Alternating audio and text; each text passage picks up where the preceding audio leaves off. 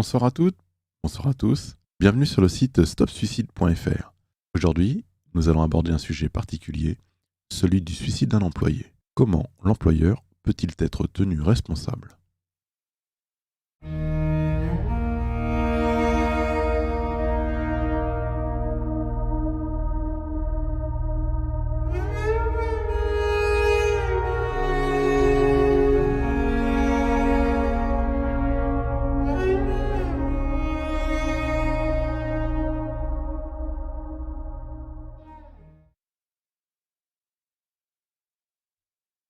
Le suicide d'un employé peut engager la responsabilité civile ou pénale de l'employeur selon les circonstances.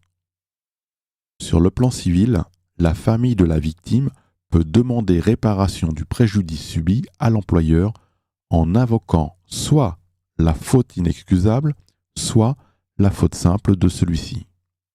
La faute inexcusable est caractérisée lorsque l'employeur avait ou aurait dû avoir conscience du danger auquel était exposé le salarié et qu'il n'a pas pris les mesures nécessaires pour l'en préserver.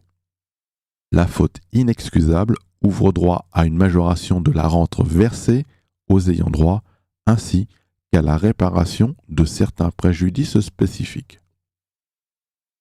La faute simple est celle qui résulte d'un manquement à l'obligation de sécurité à laquelle est tenu l'employeur.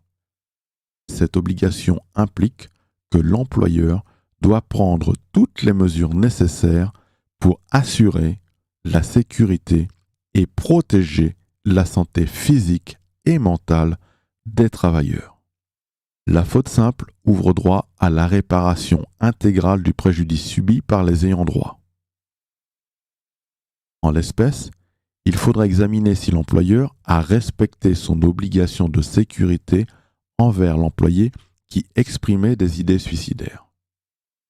Il faudrait notamment vérifier si l'employeur a évalué les risques psychosociaux auxquels était exposé l'employé, s'il a mis en place des mesures de prévention adaptées, s'il a informé et formé l'employé sur ces risques et s'il a réagi de manière appropriée face à la situation d'urgence. Le fait de faire raccompagner l'employé chez lui sans aviser les secours pourrait être considéré comme une faute de l'employeur si cela a contribué à aggraver le risque de suicide.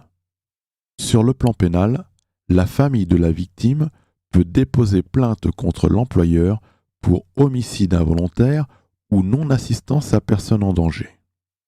L'homicide involontaire est constitué lorsque la mort d'autrui est causée par maladresse, imprudence, inattention, négligence ou manquement à une obligation de prudence ou de sécurité imposée par la loi ou le règlement s'il est établi que l'auteur des faits n'a pas accompli les diligences normales compte tenu, le cas échéant, de la nature de ses missions ou de ses fonctions, de ses compétences, ainsi que du pouvoir et des moyens dont il disposait.